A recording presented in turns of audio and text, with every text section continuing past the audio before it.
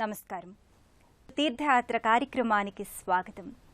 మన రాష్ట్రంలో ఉన్న సుప్రసిద్ధ శివక్షేత్రాలలో విశిష్టమైనదిగా, దేశంలో ఉన్న శివక్షేత్రాలలో ప్రముఖమైనదిగా విరాజిల్లుతున్న దివ్యక్షేత్రం శ్రీముఖలింగం. శ్రీకాకుళం జిల్లా జలమూరు మండలంలో ఉన్న ఈ దివ్యక్షేత్రంలో సాక్షాత్తు పరమేశ్వరుడు శ్రీముఖలింగేశ్వర స్వామిగా పూజలందుకుంటున్నాడు. ఆ స్వామి ఆలయ ప్రాశస్త్యమేమిటో నేటి తీర్థయాత్రలో వీక్షిద్దాం.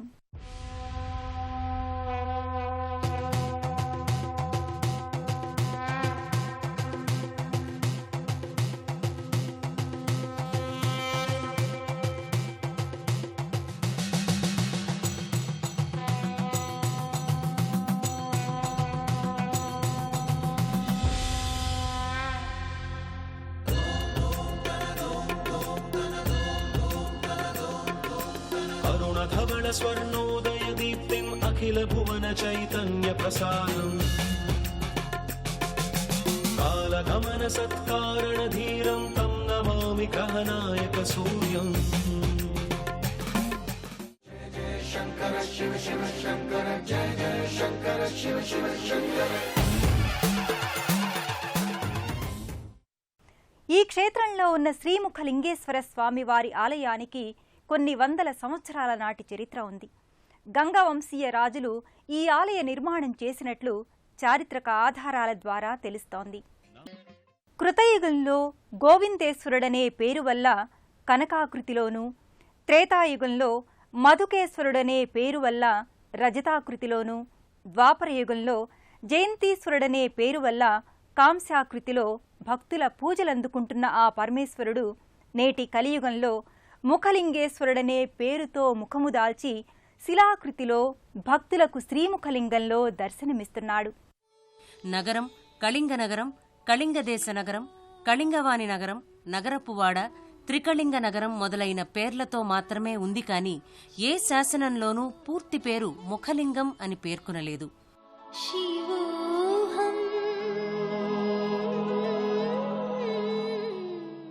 ఇక్కడి ముఖలింగాలయాన్ని మధుకేశ్వరాలయం అని కూడా పిలుస్తారు. ఇక్కడ లింగం రాతితో చెక్కింది కాదు, ఇప్ప చెట్టు మొదల్ని నరకగా అదే ముఖలింగంగా మారిందని ఐతిహ్యం. ఈ చెట్టు మొదలుపై ముఖం కనిపిస్తుంది. ఇప్ప చెట్టును సంస్కృతంలో మధుకం అంటారని, అందువల్ల ఈ గుడికి మధుకేశ్వర స్వామి ఆలయంగా పేరొచ్చిందని కథనం.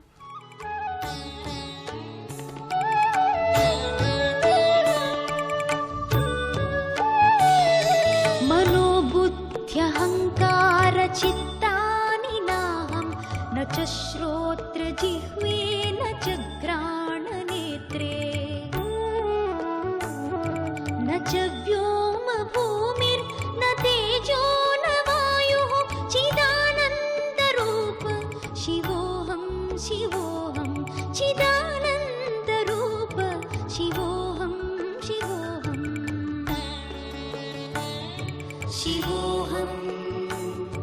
शिवोऽहं వంశధారా నది ఒడ్డున ప్రశాంత వాతావరణంలో ఈ క్షేత్రం నెలకొని భక్తులకు కావలసినంత ప్రశాంతతనందిస్తోంది.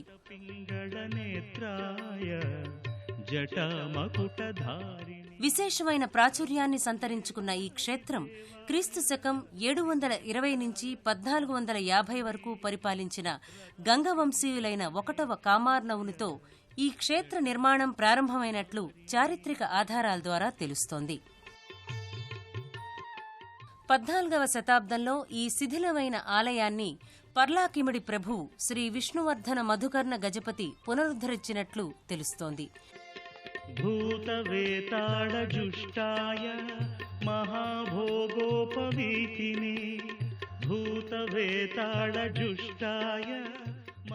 మనోహరమైన శిల్పరాజాలను ఆవిష్కరించే ఈ క్షేత్ర వాస్తు శిల్పంలో గంగ చాళుక్య శిల్పకళ కనపడుతూ ఉంటుంది. నమో దేవాదిదేవాయ త్రినేత్రాయ మహాత్మనే రక్తపింగళ నేత్రాయ జటామకుటధారిణే.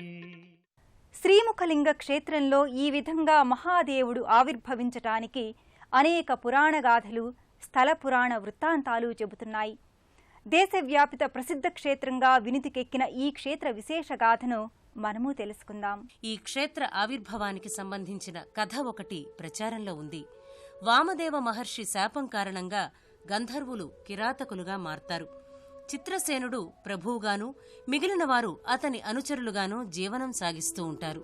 అలనాడు అరణ్యంలో విప్ప చెట్లు అధికంగా ఉండేవి.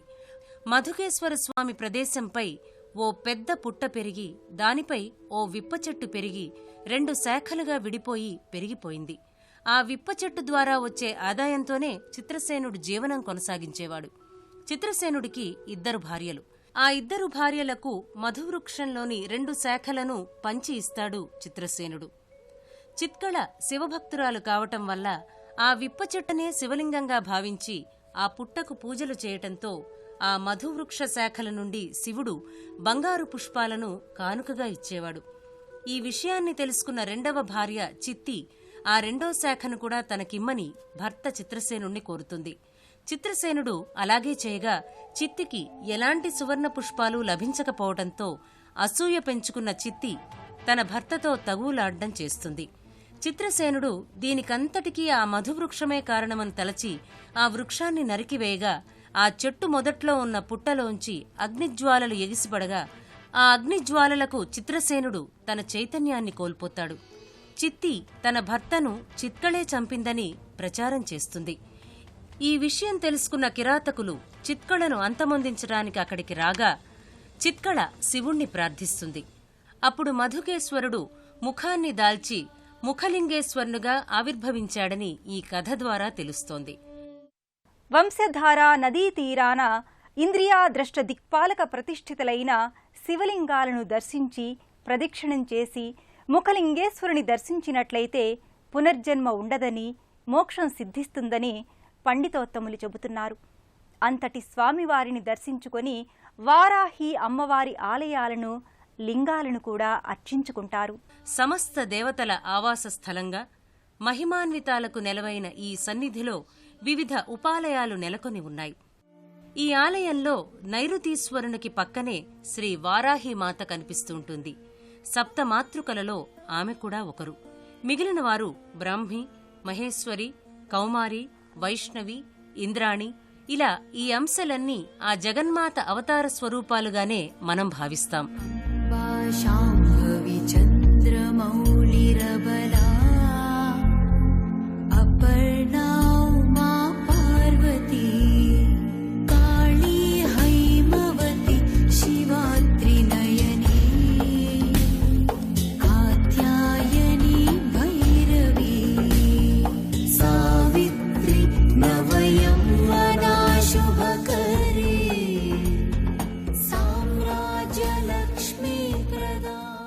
ఈ ఆలయ ప్రాంగణంలోనే శివమందిరాలు దేవతా ప్రతిష్ఠితాలై అలరారుతూ ఉంటాయి. ఆగ్నేయ భాగంలో అగ్నేశ్వరుడు కొలువుదీరి ఉంటాడు.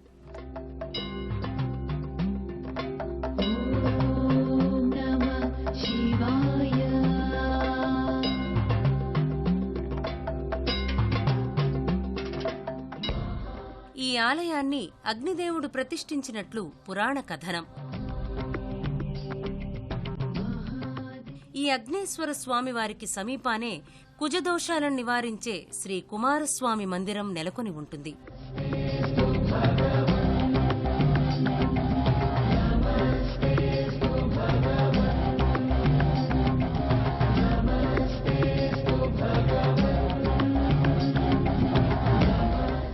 ఈ కుమారస్వామికి పక్కనే యమధర్మరాజు ప్రతిష్ఠించిన శ్రీ యమేశ్వర మందిరం, మరోపక్క నైరుతీశ్వరుని మందిరాలు ఉన్నాయి.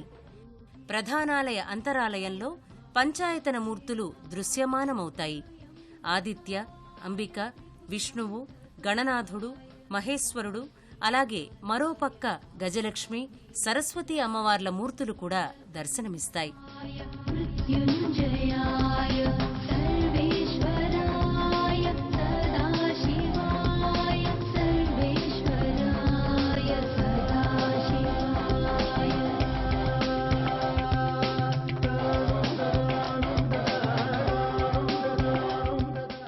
ఇక్కడకు సమీపంలో ఉన్న పరమశివుని మరో మందిరం సోమేశ్వరాలయం.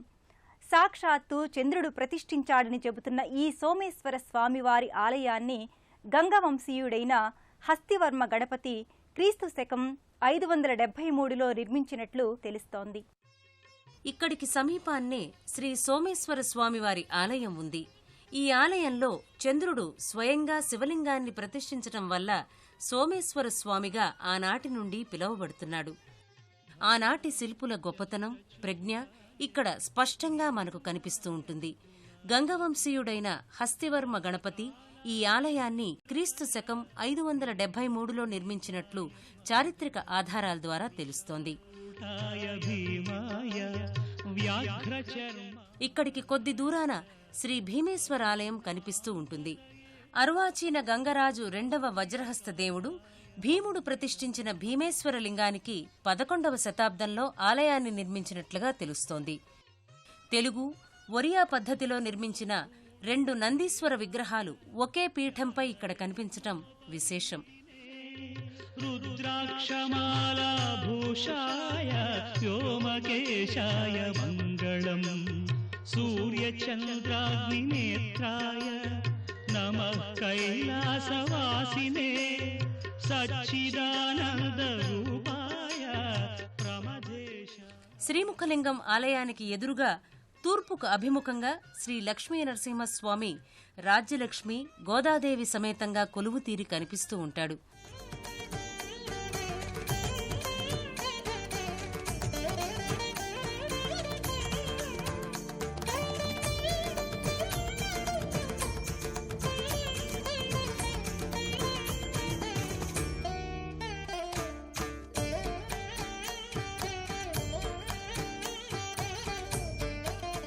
శ్రీముఖలింగం క్షేత్ర ప్రాకారాలపై వివిధ దేవతామూర్తుల భంగిమల శిల్పాలు నేత్రపర్వం కావిస్తాయి. శిల్పుల చేతుల్లో శిల్పాలు సైతం మైనపు ముద్దల్లా ఒదిగిన వైనం తీర్థయాత్రికుల్ని అబ్బురపరుస్తూ ఉంటుంది. రామాయణ, భారత, భాగవత, మైథున శృంగార చిత్రాలు సైతం ఈ ప్రాకారాలపై కనిపిస్తూ ఉంటాయి.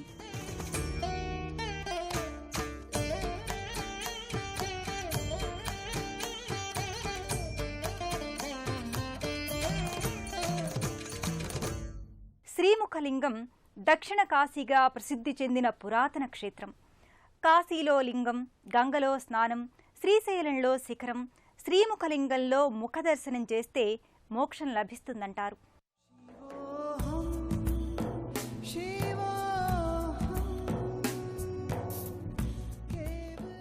ప్రతి సంవత్సరం మాఘమాసం చతుర్దశి నుంచి పాడ్యమి వరకు శివరాత్రి మహోత్సవాలు 3 రోజులు అత్యంత వైభవంగా జరుగుతాయి.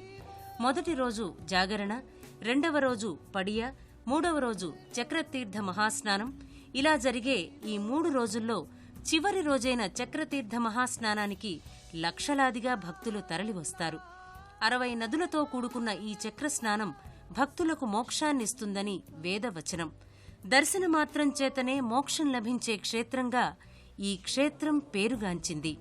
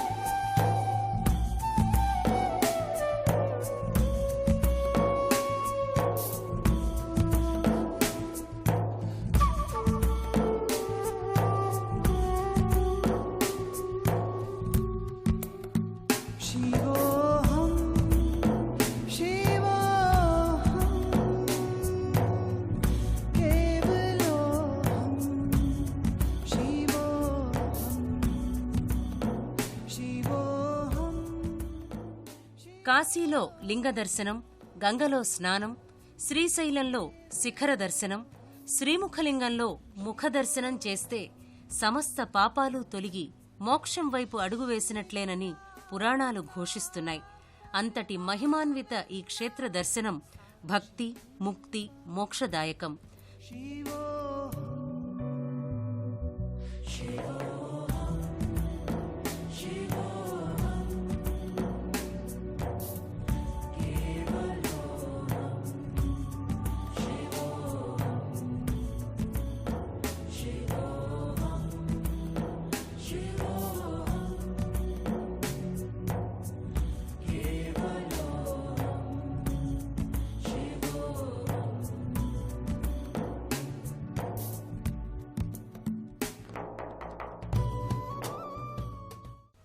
శ్రీకాకుళం పట్టణం నుంచి 35 కిలోమీటర్ల దూరంలో ఉన్న శ్రీముఖలింగానికి విజయవాడ నుంచి అనేక బస్సులు అందుబాటులో ఉన్నాయి.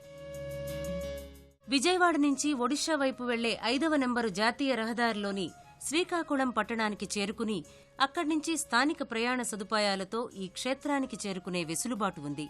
శ్రీకాకుళానికి ఫలక్నుమా, కోణార్క్, ఈస్ట్ కోస్ట్, విశాఖ ఎక్స్ప్రెస్ల ద్వారా శ్రీకాకుళం రోడ్ స్టేషన్కి చేరుకుని అక్కడి నుంచి శ్రీముఖలింగం దివ్యక్షేత్రానికి చేరుకోవచ్చు. భక్తుల కోర్కెలు తీర్చే ఆపద్బాంధవుడు శ్రీముఖలింగేశ్వరుడు. భక్తవ శంకరుడిగా, భోళా శంకరుడిగా పూజలందుకుంటున్న శ్రీముఖలింగేశ్వర స్వామివారి కరుణా కటాక్ష వీక్షణాలు మనందరిపైన ఉండాలని కోరుకుంటూ రేపటి మరో తీర్థయాత్రలో మళ్లీ కలుసుకుందాం. అంతవరకు సెలవు మరి. నమస్కారం.